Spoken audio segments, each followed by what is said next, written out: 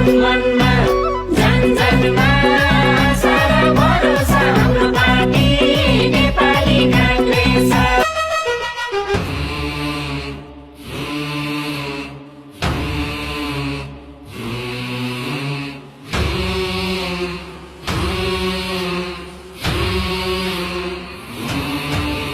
जय नेपाल।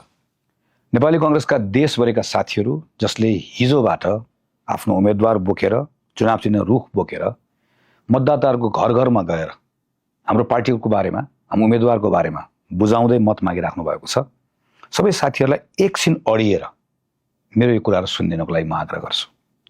मैले बितेको 2 हप्तामा करिब 40 जिल्लाका 100औं साथीहरू भेटेँ।